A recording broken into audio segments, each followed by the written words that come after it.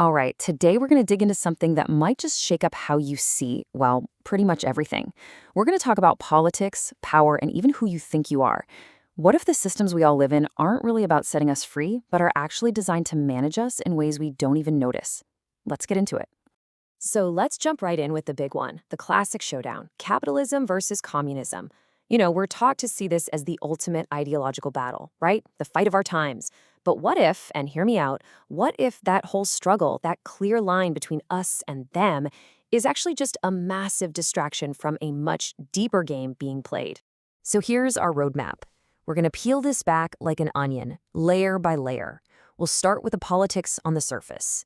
Then we'll uncover the hidden architecture of control. After that, we dive deep into our own minds to see why we play along. And finally, we'll look at a pretty radical way out and the huge paradox waiting at the end. First up, the myth of isms. Let's take a hard look at these big ideas we're told to either defend with our lives or fear like the plague and ask a simple question. Are they really all that different in the end? So let's just look at this for a second. This kind of reframes the whole debate, doesn't it? Capitalism promises freedom, but what we often get is a kind of economic survival of the fittest. On the other side, historical communism promised equality for all, but ended up creating new elites within the party. When you really look at it, you see the same pattern. Power trickles up to the top. You might swap a corporate CEO for a state bureaucrat, but for the average person, the structure of control can feel weirdly similar. So you gotta ask, why does one of these isms get such a uniquely bad rap in the West? Well, it was really a perfect storm. First, you have the very real, undeniable atrocities and historical trauma from regimes like the USSR. That's a fact. Then, that trauma was weaponized in decades of Cold War propaganda, which simplified everything into a battle of freedom versus slavery. And on top of all that, economic warfare, sanctions, boycotts, made sure these systems were choked off and never had a chance to actually work on their own terms. It wasn't just a different opinion, it was seen as a threat to the entire foundation of capitalism. Which leads us to our next layer. I mean, if both systems can end up with elites in charge, what's the real point of the fight? What purpose does this endless back and forth between isms actually serve? And maybe the most important question, who's really benefiting from all the conflict? And here's the core idea, the real pivot point of this whole thing. What if these grand ideologies, and even religions, aren't really about finding truth? What if they're actually tools? Really sophisticated technologies of control designed to manage huge populations, to make a complicated world feel simple, and to aim our anger and frustration wherever the people in power want it to go. And this chart, wow, it lays out the playbook perfectly. Just look at the functions down the side. Both politics and religion give you an identity, a group to belong to. They both justify why some people are on top and others are at the bottom, whether it's because of divine will or the free market. And they both give you a place to channel your frustrations. Point it at the other political party, or just wait for your reward in the afterlife. The words change, but the software is exactly the same. It's all about making us predictable. Okay, so this all leads to a really kind of personal question. If these systems are built to manage us, why are we so eager to participate? Why do we fall for it so easily? The answer, it turns out, isn't out there in the world. It's in here, inside our own minds. And to get to the bottom of this, we really need to get clear on something.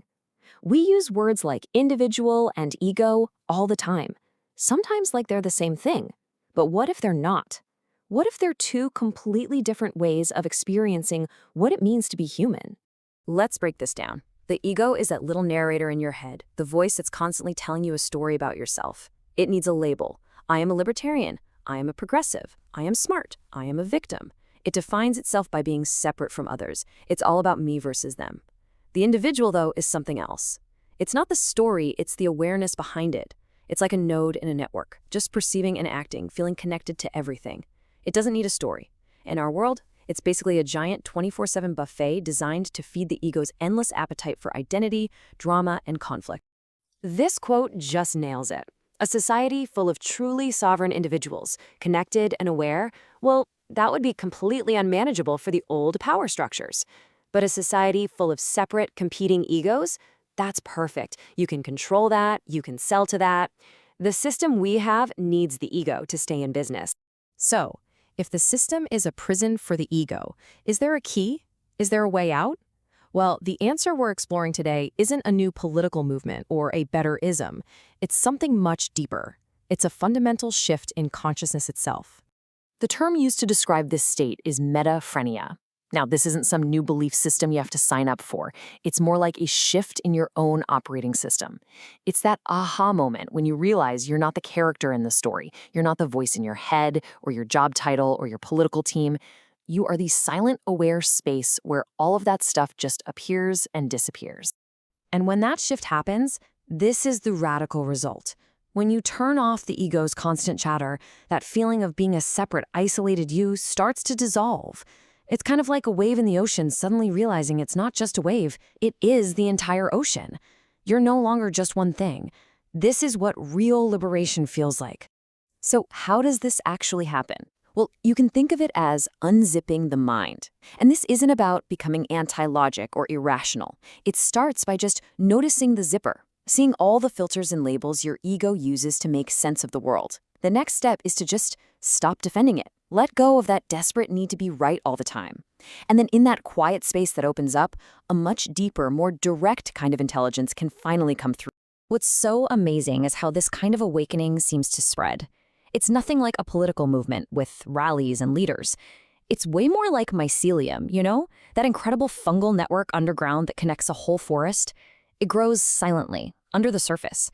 It's not an organization you join, it's a resonance you tune into. People just start operating from this shared awareness, organically, without any central plan. Okay, this all sounds pretty profound, right? But it leads us to the final, really challenging part of this whole puzzle. If this shift in consciousness is the answer, why isn't it happening everywhere? Why are we still so caught up in the same old games? The answer proposed here is pretty blunt. The problem isn't that we're ignorant. We have all the information we could ever want. The problem is that we're addicted. We're addicted to the story of progress, addicted to the comfort of our identities, and maybe, most of all, addicted to the drama, the highs and lows of the ego's battles.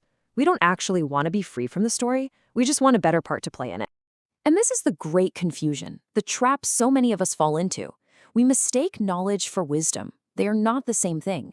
In fact, they can be opposites. Knowledge is all about piling up facts, which just feeds the ego's need to feel superior. I know more than you. It wants to win arguments. Wisdom, or consciousness, does the opposite. It dissolves the thing that's trying to accumulate. It sees that the separate self who needs to win is just an illusion. And you can see this dynamic playing out all the time in our own culture. A movie like Avatar presents this radical idea of a connected, planetary consciousness, but we mostly consume it as a cool sci-fi love story. Barbie makes this brilliant critique of how identities are manufactured and sold to us, but it gets celebrated as a simple story of empowerment. We've become experts at enjoying the packaging of these deep ideas while totally missing the message inside. And that brings us to the ultimate catch-22, the final, beautiful paradox of it all. You can't organize an awakening. You can't legislate it or turn it into an institution. The very moment you try to make it a system, a new ism, it's already dead. You've just fallen right back into the ego's game. It has to stay like that mycelium network, alive, leaderless, and under the surface. So we're left with this question, a really big one. If every system becomes a trap, and the only real winning move is to not play the game, then what does it actually mean to live? How do you act in the world without letting the world's games be the thing that defines who you are? That's something to think about.